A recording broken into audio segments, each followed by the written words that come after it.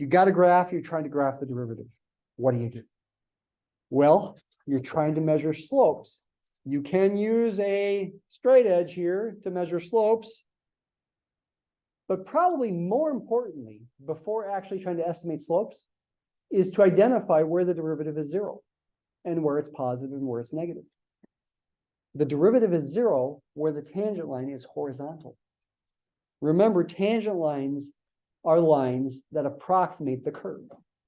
Near any point on a smooth graph like this that doesn't have any corners in it, you can draw a tangent line. For example, take that point right there. Imagine zooming in closer and closer to that point. What does the curve look like? It looks more and more like a straight line. You got to use your imagination there. What straight line does it look like? Well, approximately this line here. We could pretend that's the tangent line at that point. It's got a positive slope. The value of the derivative at that value of x, which looks like it's about negative 2.9 or so, is the slope of that green line that I just drew, approximately. Where is the tangent line horizontal? Right about there and right about there. At about x equals 2 over here, and about x equals negative 1.03 or negative 1.4 right there. If you zoom in closer and closer to this point, the curve will look more and more like a horizontal line. The tangent line is horizontal. It's got a slope of 0. If you zoom in closer and closer to this point, the same kind of thing is going to happen. The tangent line is horizontal, slope of 0. That means the value of the derivative function is 0. The graph of the derivative at those values of x, say about negative 1.4 and positive 2, is 0. So for sure, points close to there and there should be on the graph of your derivative. When x is less than negative 1.4, the slope of this red graph is positive, so the output of the derivative should be positive. The derivative graph should be up here. When x is between negative 1.4 and positive 2, the slope of the red curve is negative. So the derivative graph should be negative in value down here. And then when x is bigger than 2, the slope of the red curve is positive. The outputs of the derivative should be positive. So at the very least, you should have positive values over here, negative in here, and positive over there. It does look like it's a cubic function, and in fact it is. I did make this graph as a cubic. The derivative of a cubic is a quadratic, whose graph is a parabola. You could roughly sketch the derivative as a parabola looking about like that. If you want more precision, yes, just go ahead, excuse me, and estimate these slopes.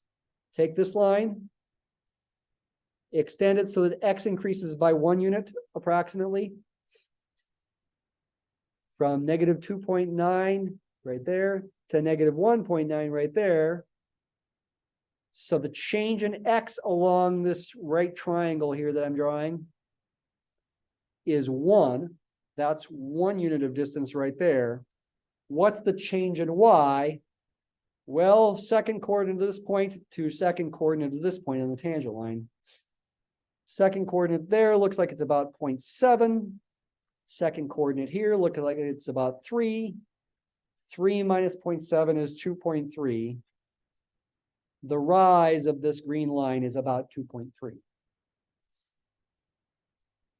2.3 over 1, rise over run, is 2.3. The slope is about 2.3. The value of the derivative when x is negative 2.9 is close to 2.3, right around here or so would be a point on the derivative.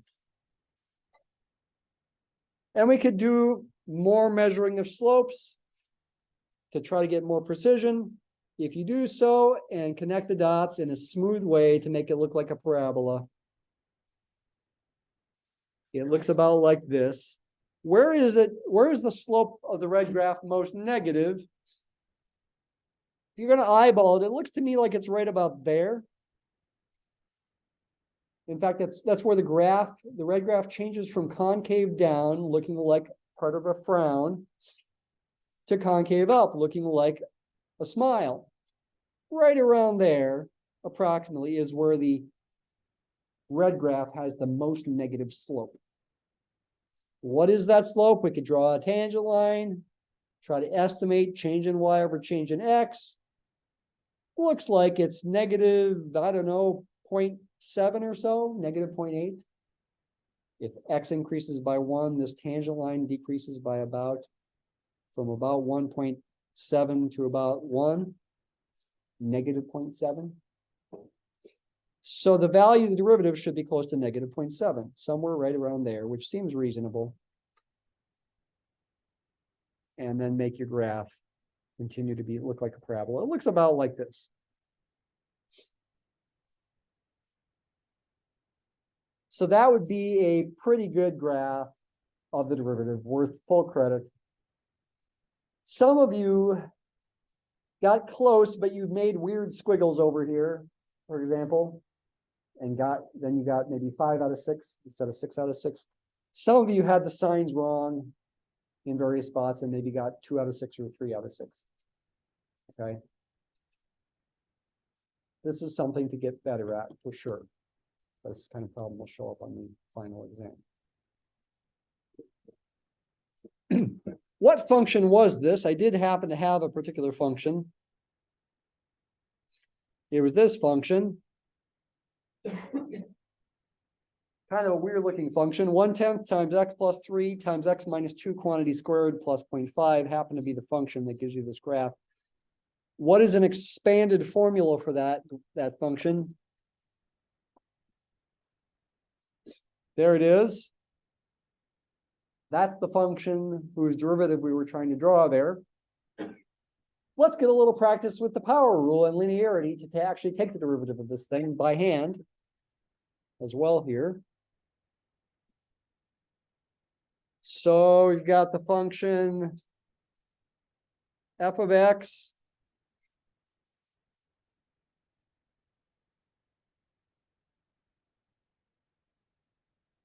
I'm going to write it in our usual way where the highest degree is first. 1/10 x cubed minus 1/10 x squared minus 4/5 x plus 1.7 is 17/10. Remember what the power rule says. The power rule says if you want to take the derivative, okay, that's called d dx notation. This just means take the derivative of x to the n power. I haven't shown you this notation yet. By itself, d dx means take the derivative with respect to x of whatever that thing is. The power rule says the answer is n times x to the n minus 1. Linearity says, hey, if you've got a bunch of functions that are being added and subtracted with some constants, you keep the constants like the 1/10 and the 4/5 there, take the derivative of each of the other functions and form a new same linear combination, except again, you take the derivatives of each piece, meaning take the derivative of x cubed, take the derivative of x squared, take the derivative of x, and take the derivative of 1 if you want to think of there as being a times 1 there, which is x to the 0 power. So the derivative here is going to be, keep the 1/10 there, 1/10 times, use the power rule now, with x cubed, n is 3, so you get times 3x to the 3 minus 1 power, 3x squared. With the next term, make it a minus 1/10, keep that there. The derivative of x squared, use the power rule again with n equal to 2, is going to be 2 times x to the 2 minus 1 power, 2 minus x to the first. Of course, being a first power, you don't actually need to write it. Minus 4/5. This is an x to the first power there. N is 1. Bring down the 1. Subtract 1 from the exponent, write x to the 0, but that's a 1 as well. And then, yeah, I mean, if you want to think of one as being a power as x to the 0, you can. N is 0 here. You get 0 times x to the negative 1, which is 0.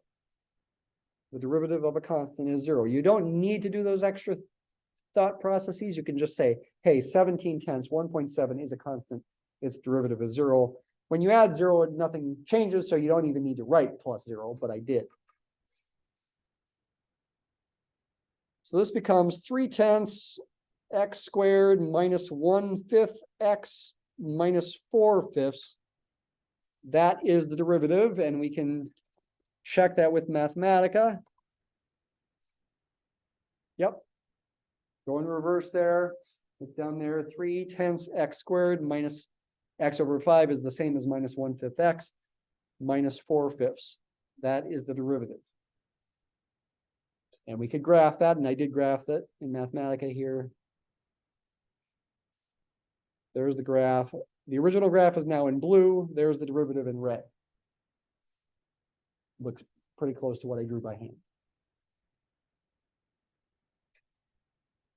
When we get to chapters 3 and 4, we're going to want to use derivatives to help us sketch more complicated kinds of functions and also apply to real life problems. How do you do that? You can use this derivative, this quadratic function that is the derivative of the cubic function, to figure out, for example, where the cubic function has a slope of 0. Set the derivative equal to 0 and solve for x. Let's do that. And let's even do it completely by hand, because it's a quadratic. I can use the quadratic formula. Set this equal to 0 and solve for x. Of course, there's fractions in there. You might want to get rid of the fractions to make it feel simpler, and that's certainly okay to do. Excuse me. This is the derivative, but because I'm setting it equal to 0, to solve the resulting equation, I can go ahead and multiply everything, for example, by 10 to get rid of the fractions. If I multiply everything by 10, there the 10 cancels, I get 3x squared. Multiply this by 10, I get minus 2x, right? Because 10 times 1/5 is 2. Multiply 4/5 by 10, I'm going to get 8. So it's a minus 8. That's not the derivative, but it equals 0 at the same place where the derivative equals 0. So when I'm trying to figure out where the derivative is 0, I can solve this equation instead, which is a little simpler to think about. You could try factoring it, and certainly if 2 is an exact root of this, it should be factorable. Let me just go ahead and see if I can factor it. Let's see if 2 is an exact root.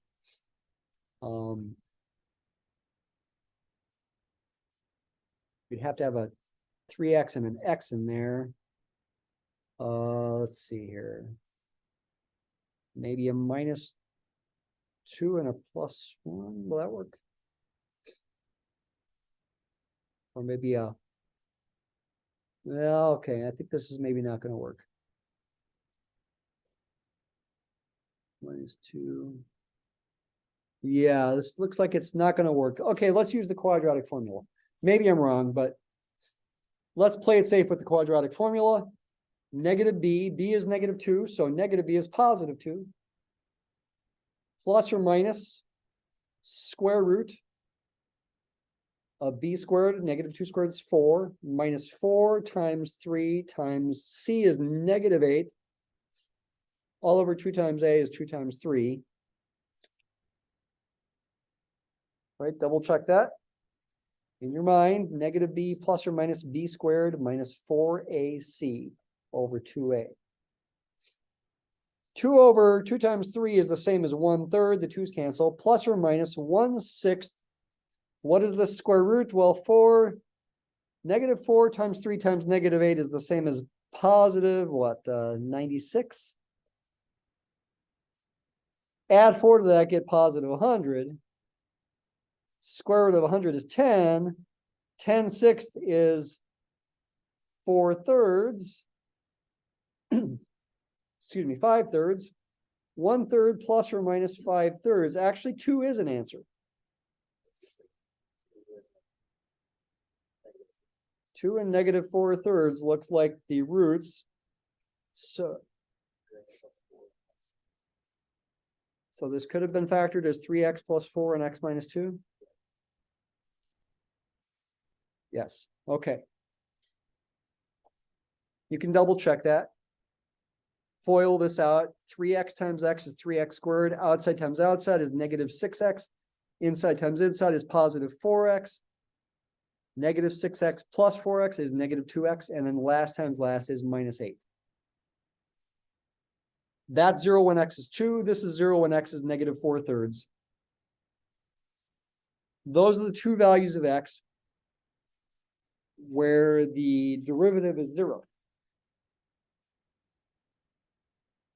2 and negative 4/3. This is not negative 1.4 there. It's actually negative 1.3 repeating is actually what that is. But I wouldn't expect you to be able to tell that just looking at the picture.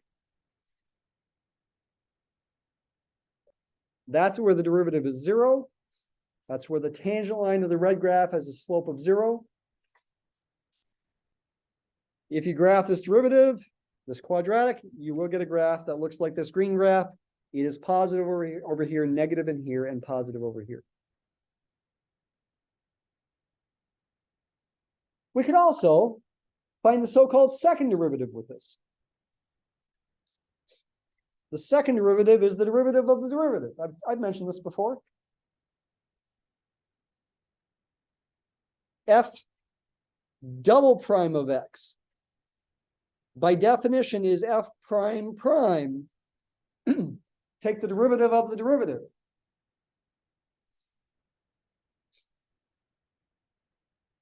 So we got to take the derivative of this thing. Not that thing. This thing. The derivative of 3/10 x squared minus 1/5 x minus 4/5. Take the derivative. I'll go ahead and use a prime in here. Of 3/10 x squared minus 1/5 x minus 4/5. I'll put a prime there to indicate that I want to take the derivative of that. Inside the parentheses here, this is f prime of x, and I'm taking its derivative. Once again, use linearity in the power rule. 3/10 times the derivative of x squared is 2x, minus 1/5 times the derivative of x is 1. The derivative of minus 4/5 is 0. This then simplifies to 6/10 x, which is 3/5 x, minus 1/5. That's the second derivative. What does the second derivative tell you about the original function? The second derivative is positive, the graph is concave up, and I think the derivative is negative, the graph is down. That's exactly right. When f double prime, the second derivative is positive, the original graph is concave up, looks like a smile or part of a smile. When f double prime is negative, the original graph is concave down, looks like a frown or part of a frown. Down and frown, they rhyme. Why? I'll come back to that. If I set this equal to 0 and solve for x, I get 3/5 x equals 1/5. And multiply both sides by 5/3. That means x is 1/5 times 5/3, which is 1/3. 0.3 repeating is the value of x where the second derivative equals 0.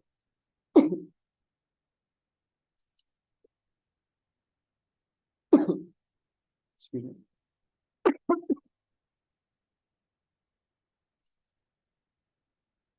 That's where the red graph changes concavity from concave down to concave up. That's 1/3 right there. Oops. Not the greatest picture, but right around here, 0.3 repeating, 1/3. That's where the second derivative changes sign from negative to positive. The original graph changes from concave down to concave up. Why? Well, the second derivative is the derivative of the first derivative. So it's telling you about slopes of the first derivative. Those slopes of the green graph are negative over here and positive over here. By the way, the graph of the second derivative is going to look about like that. That's the graph of f double prime of x. It's 0 at 1/3. Oh, I drew it wrong. Sorry. That. It's 0 at 1/3. Positive to the right of 1/3, negative to the left. The green graph is negative in slope to the left of 1/3 and positive in slope to the right of 1/3.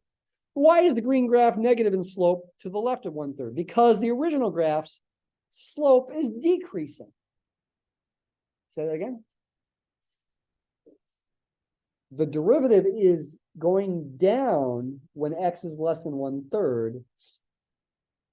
That's reflecting the fact that the slope of the tangent line for the red graph is going down. It's a very large positive number here, but it's getting smaller and smaller, becomes 0 right there, and becomes negative. And it's most negative right there when x is 1/3. That's where the slope, the green graph, is most negative. Then it becomes increasing. The slope is increasing. Concave down means the slope is decreasing. Concave up means the slope is increasing. Question? A graph where there is a spot. What about a graph where the slope is always positive or always negative? If the slope of your graph is always positive, for example, a graph like this, then the derivative is always going to be positive in value. And if that slope keeps getting bigger and bigger like this, the derivative, in fact, will be an increasing function. So it's always up. This one is. You can draw graphs that are increasing, but always concave down as well, like that.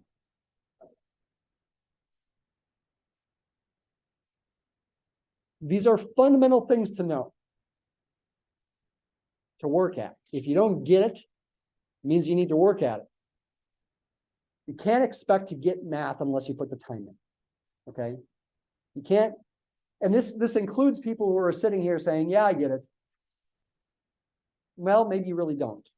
When the rubber meets the road and you actually have to do a problem, maybe you really don't get it. You need to spend time with it. You need to practice it. 99.999% of people, including me, can't learn math just by sitting and listening to lectures, right? It's not possible. You've got to actually be active and working at it.